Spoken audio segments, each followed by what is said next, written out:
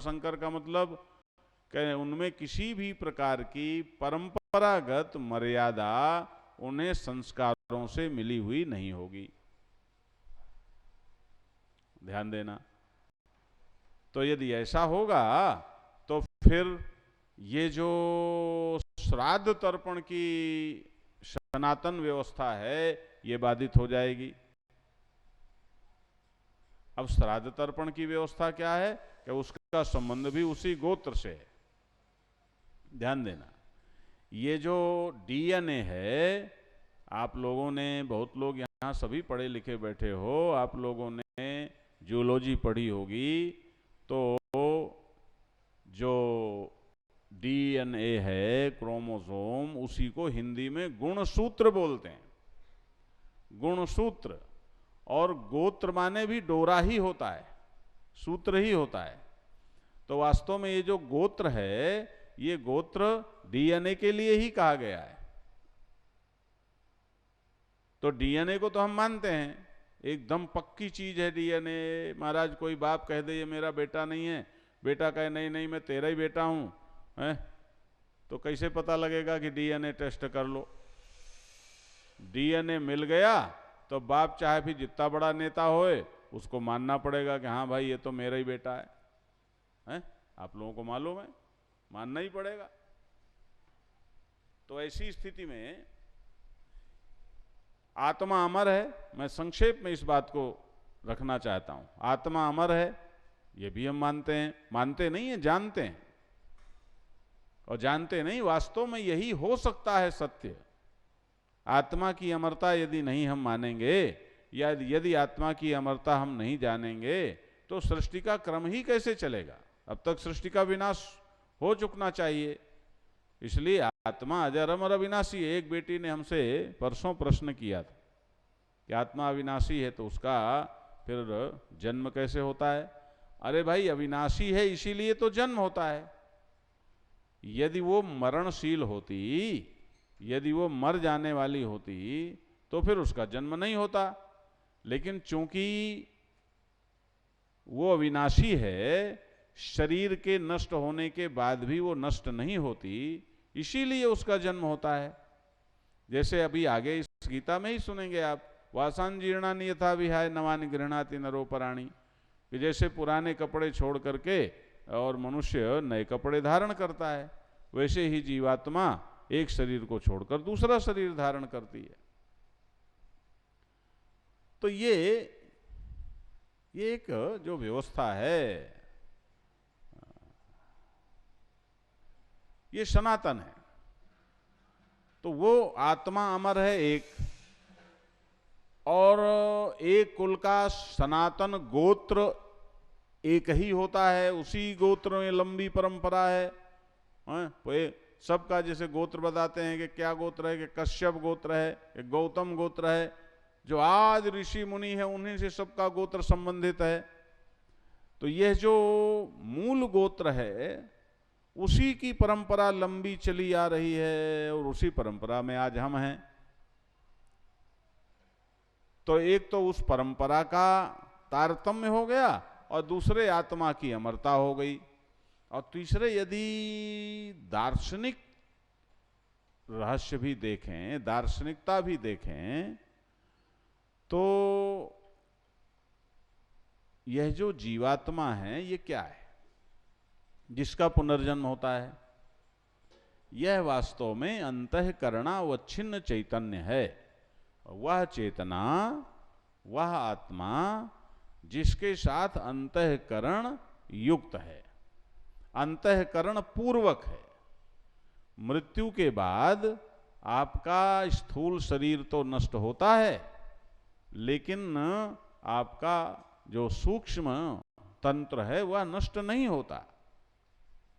उस सूक्ष्म तंत्र के साथ ही यह तुम्हारा आत्मा, जिसे जीवात्मा बोलते हैं, वो जन्म लेता है। यानी जो शुद्ध आत्मा है, उस शुद्ध आत्मा से अंतःकरण को जोड़ दो तो हो गया जीवात्मा। उसका पुनर्जन्म होता है।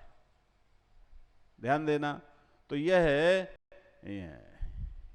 ये जो अंतःकरण है इसमें गोत्र का प्रभाव होता है, इसमें डीएनए का प्रभाव होता है। तो इसलिए एक गोत्र की परंपरा लंबी चलती चली जाती है। ध्यान देना, सकल सूरत में भी कुछ एकता रहती है, स्वभाव में भी कुछ रहती है, और बहुत सारी चीजों में रहती है। ये बहुत वैज्ञानिक है। ये कोई ऐसी चीज नहीं है कि भाई इस शास्त्र में लिखी है इसलिए हम मान लें इसको। हमारे यहाँ मानने का तो सौदा ही नहीं है। हमारे यहाँ तो सारी बातें वैज्ञानिक हैं, स्पष्ट हैं। उन्हें ना मानने का मतलब है कि तुम जानते नहीं हो, जानोगे तो फिर अपने आप मानोगे। और इसीलिए हम मानने का आग्रह नहीं करते। हम कहते हैं भैया जानो, जानोगे तो फिर जाओगे कहां, फिर मानना ही पड़ेगा तुमको। तो वो जो तुम्हारी पूर्वजों की दिवंगत आत्माएं हैं, या जो पहले की गई हुई आत्माएं हैं, जो दिवंगत हो गए, तो आत्मा की अमरता के सिद्धांत से हम ये मानते हैं कि वो कहीं ना कहीं किसी रूप में जरूर हैं। उनका पुनर्जन्म हो गया तो हैं, और पुनर्जन्म नहीं हुआ तो अंतरिक्ष में कहीं हैं, सूक्ष्म रूप से वो कहीं विचरण कर रही हैं तो भी हैं जरूर। अब हम उसी परंपरा में यदि हैं तो हम उसी कुल गोत्र के होकर, उसी डीएनए के होकर, हम अपनी श्रद्धा के द्वारा, श्रद्धा का मतलब क्या होता है, सत्यम तदस्याम धीयते, कि यह जो सत्य है उसको धारण करने वाली जो वृत्ति, उसका नाम है श्रद्धा। अब एक तो परम सत्य को धारण करने वाली वृत्ति वो शुद्ध श्रद्धा हो गई, और एक सत्य जैसे तथ्य को धारण करने वाली वृत्ति भी श्रद्धा। अभी गीता में आगे आप पढ़ेंगे इस विषय पर बहुत, श्रद्धामयोयम पुरुषः, तो ये जो मनुष्य है ये श्रद्धामय ही है। तो जिसको तुम सत्य जैसा एक्सेप्ट कर लेते हो, स्वीकार कर लेते हो, वही तो श्रद्धा है। तो अपने पूर्वजों के प्रति श्रद्धा पूर्वक कि एक श्रद्धा का पक्ष कि ये हैं, इनका अस्तित्व है, इनकी आत्मा अमर है, आज भी इनका अस्तित्व है। श्रद्धा का दूसरा पक्ष कि हमारा और हमारे पुरखों का डीएनए एक है, गोत्र एक है, इसलिए हम श्रद्धा पूर्वक यदि कुछ भी समर्पित करेंगे तो वह उनको प्रभावित करेगा। तो श्रद्धा पूर्वक किए गए समर्पण का नाम श्राद्ध है। ध्यान देना, ये श्राद्ध है, और ये बहुत जरूरी अंग है हमारे सनातन धर्म का। अपने पूर्वजों के प्रति हमारी सबसे बड़ी कृतज्ञता है। तो अर्जुन कहता है कि महाराज अधर्म बढ़ जाएगा, और यदि अधर्म बढ़ेगा तो फिर स्त्रियां दूषित होंगी, और स्त्रियां दूषित होंगी तो वर्ण संकर पैदा होंगे, और वर्ण संकर पैदा होंगे तो फिर ये जो गोत्र का तार है ये टूट जाएगा, और गोत्र का तार टूट जाएगा तो आत्मा की अमरता की श्रद्धा तो रहेगी, लेकिन गोत्र का तार टूट जाने से फिर ये आगे कहते हैं संकरो नरका ये कुलग्ना नाम कुलस्चा पतंति पित्रोहेशाम लुप्त पिंडोदक क्रिया। तो यह जो पिंडदान आदि की प्रक्रिया है ये सब की सब लुप्त हो जाएगी महाराज, और नरक की गति का विधान बन जाएगा। अब यहाँ एक बात मैं और कह दूं, यहाँ एक बात पर लोगों को कई बार लगता है कि ये कुल स्त्रियां दूषित होंगी, इसका क्या मतलब है। कि देखो भाई, इसमें दो बातें हैं। कि एक बात तो ये है कि युद्ध भूमि है, वहाँ ये जो अर्जुन कल्पना कर रहा है, जो कह रहा है, वो कुल के पुरुषों की मृत्यु के बाद क्या स्थिति बनेगी उसकी कल्पना है। तो कुल के जो पुरुष हैं उनकी मृत्यु हो गई, तो इसलिए पुरुष दूषित होंगे, ये कहने का कोई औचित्य ही नहीं, क्योंकि वो तो मर ही जाएंगे। अब उनकी मृत्यु के बाद फिर जो कुल की स्त्रियां बचेंगी तो उनके दूषित होने का ये प्रसंग यहाँ लेना चाहिए। अब यहाँ दूषण क्या है कि देखो ये जो स्त्री शरीर है ये प्रकृति से मुक्त, वैसे तो पुरुष का भी शरीर प्रकृति से ही बना हुआ है, लेकिन स्त्री शरीर अधिक प्रकृतिबद्ध होता है। स्त्री धारिका होती है, मातृत्व का संवहन करती है। पुरुष शरीर सदैव निमित्त होता है, वह किसी भी प्रकार के भोगात्मक प्रभाव को धारण करने वाला नहीं होता, वो केवल निमित्त होता है।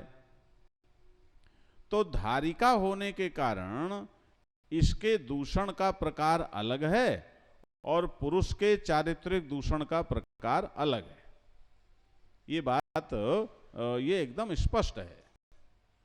उसके निमित्त मात्र होने के कारण उसका दूषण होना मानस है, शरीरगत नहीं है, और मातृत्व का संवहन करने की योग्यता होने के कारण, धारिका होने के कारण, धारण करने वाली होने के कारण यह जो स्त्री शरीर है इसके दूषण का प्रकार अलग है।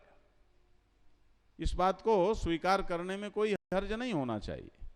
तो इसलिए अर्जुन कहता है कि यदि पुरुष नहीं रहेंगे और धर्म नहीं रहेगा, अब देखो हमें दूषित होने से चरित्र से गिरने से बचाता कौन है? सिर्फ धर्म बचाता है।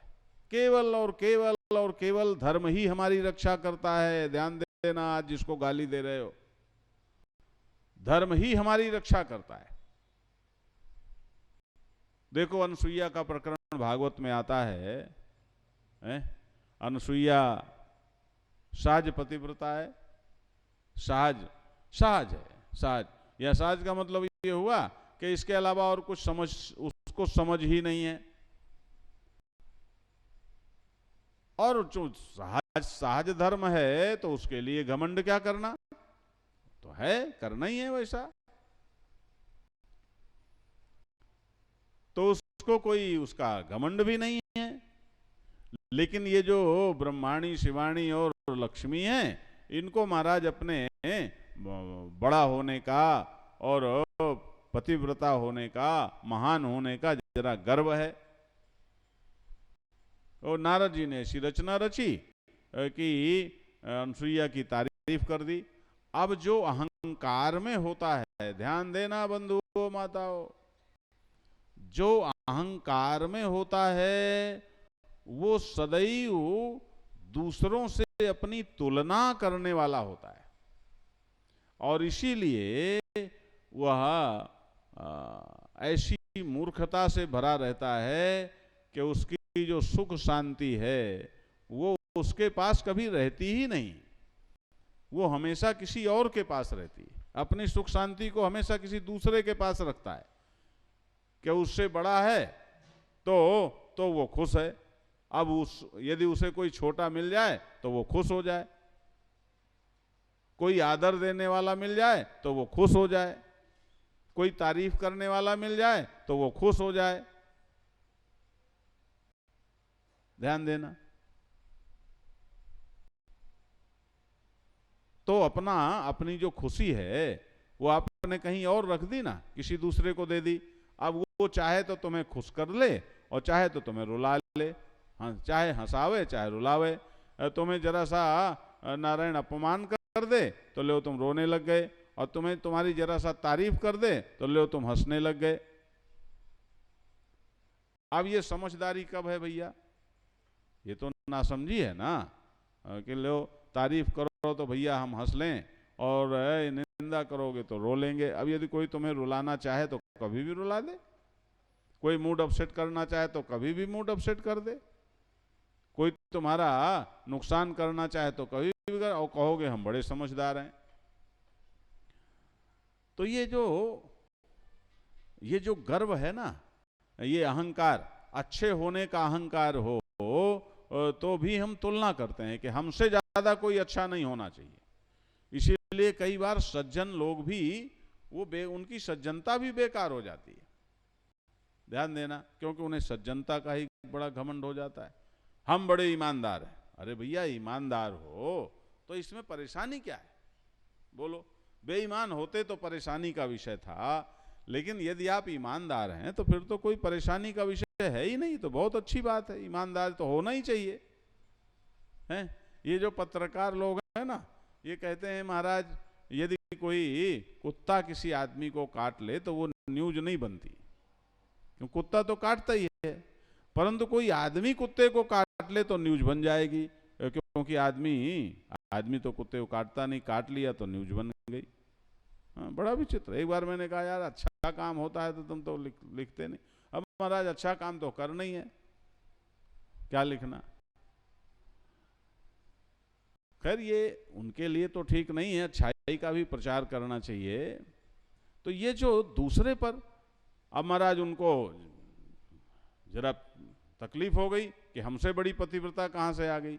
ब्रह्मा विष्णु महेश गए, और वहां जब ब्रह्मा विष्णु महेश गए और उन्होंने जब कहा कि आप हमें नग्न होकर अपना दुग्ध पान कराओ, अब बहुत लोगों की तो छाती फट जाती है, अरे ऐसा कैसे कह दिया, ये तो बहुत गंदी बात है। क्योंकि नग्न शब्द कान में पड़ते ही सुनने वाले के अंदर देहाभिमान आ जाता है, सुनने वाले के अंदर नग्नता आ जाती है। सुनने वाला बॉडी कॉन्शियस होकर नग्नता की जो स्वयं की परिकल्पना करता है, उससे वो परेशान हो जाता है, वो बुद्धि लगाते नहीं आगे। अरे भाई आगे भी चलो। ब्रह्मा विष्णु महेश संत के वेश में थे और वो ये कह रहे थे कि हम आपके पुत्र हैं, क्योंकि हमारा धर्म आपको मां की तरह, मां के रूप में ही स्वीकार करना है। तो हम आपके पुत्र हैं, आपको हम मां के रूप में मां ही स्वीकार करते हैं। तो यदि आप मां हैं तो फिर हमारा अधिकार है कि आप हमें दुग्धपान कराएं। और पुत्र और मां के बीच में, जो दूध पीने वाला शिशु है उसके और मां के बीच में कोई पर्दा तो होता नहीं, आप वैसे ही दुग्धपान कराएं। ये धर्म की बात आ गई ना। और सती का धर्म क्या है कि उसके लिए सभी पुरुष पुत्र हैं। तो यदि मां है तो मां के लिए मां का धर्म, और पुत्र है तो पुत्र के लिए पुत्र का धर्म। इन्होंने अपने पुत्र धर्म की बात कर दी।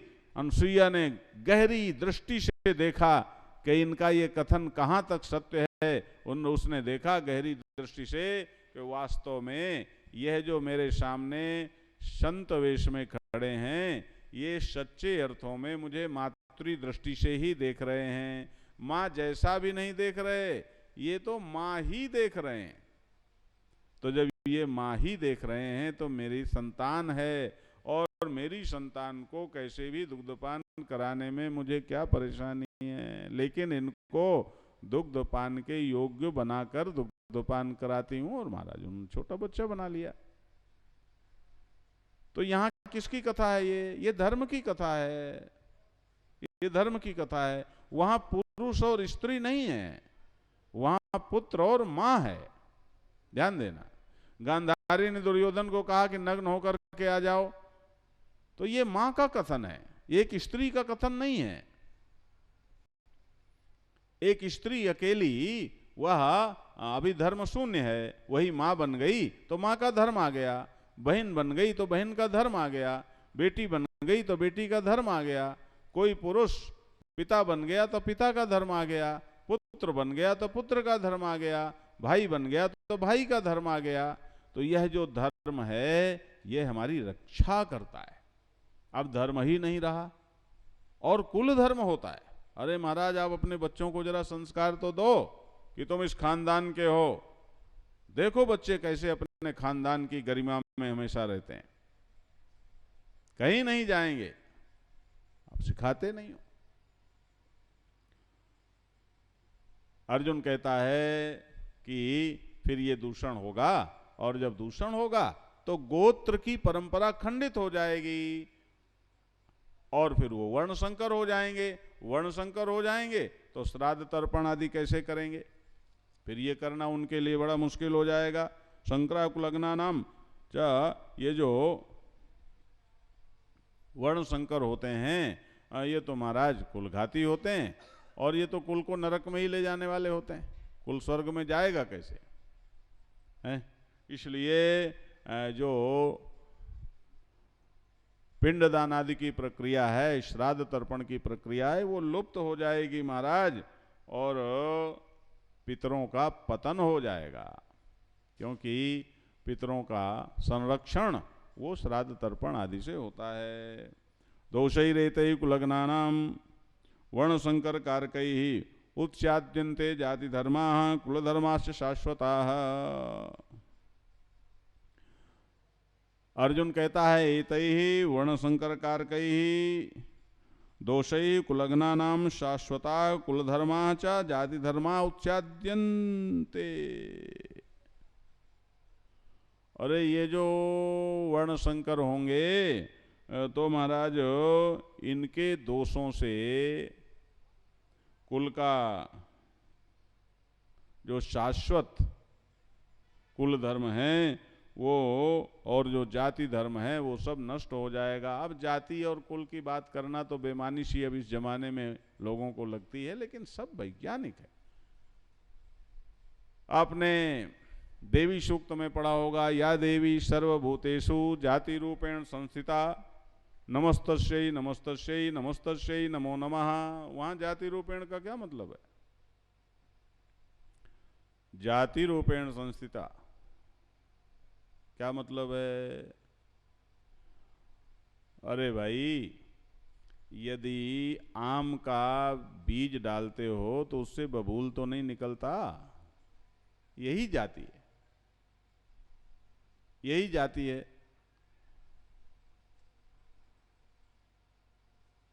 अब ऐसा तो नहीं हो सकता है कि नहीं नहीं नहीं हम तो हमें उगाना तो आम है लेकिन बोएंगे बबूल है, बबूल का बीज है यही बो दो और पैदा आम होना चाहिए तब हम वोट देंगे। तो ऐसा हो सकता है क्या? ऐसा संभव ही नहीं है। यही जाति है, ये हर चीज में जाति है, हर चीज में संस्कार हैं। इसकी वैज्ञानिकता को समझना चाहिए। दरअसल क्या है कि हमारे यहाँ एक तो गोत्रपरक जाति थी और एक सनातन वर्ण का क्रम था और एक कर्म से जाति थी। जैसे लोहे का काम करने वाला लोहार तो तेल का काम करने वाला तेली, ऐसी भी जाति थी। तो ऐसी जाति की बात यहाँ नहीं है, जरा ध्यान देना।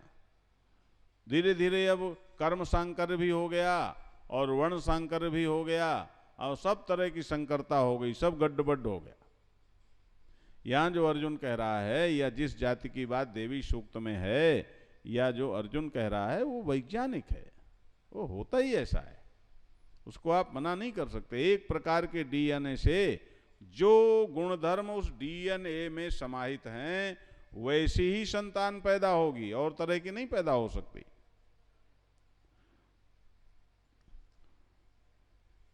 उत्सन्न कुल धर्माणाम मनुष्याणाम जनार्दन नरके नीतं वासो भौतीत्यनुशुश्रुम। हे कृष्ण, हे जनार्दन, यदि कुल धर्म का उच्छेद हो जाएगा,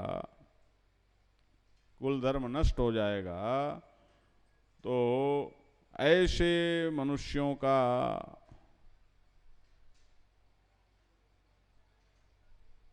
अनिश्चित समय तक, अनंत काल तक नरक में वास होता है, ऐसा शास्त्रों में कहा गया है, हमने सुना है। अनुशुश्रुम, ऐसा मैंने सुना है।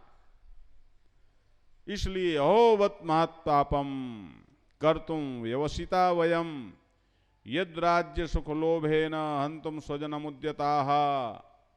इसलिए हे कृष्ण,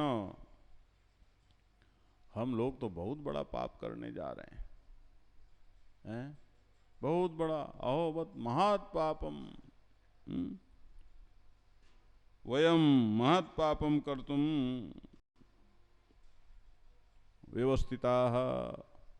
हम बहुत बड़ा पाप करने के लिए उद्यत हो गए हैं और इस पाप के द्वारा यत राज सुख लोभेन स्वजनम हंतुम उद्यताः। कि वो महापाप क्या है कि केवल राज्य पाने के लिए और सुख पाने के लिए हम अपने ही लोगों को मारने को खड़े हो गए। ये उचित नहीं है।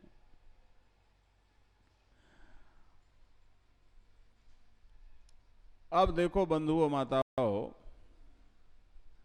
यहां पर अर्जुन का पहले भय और उसके बाद उसका ये सारा कथन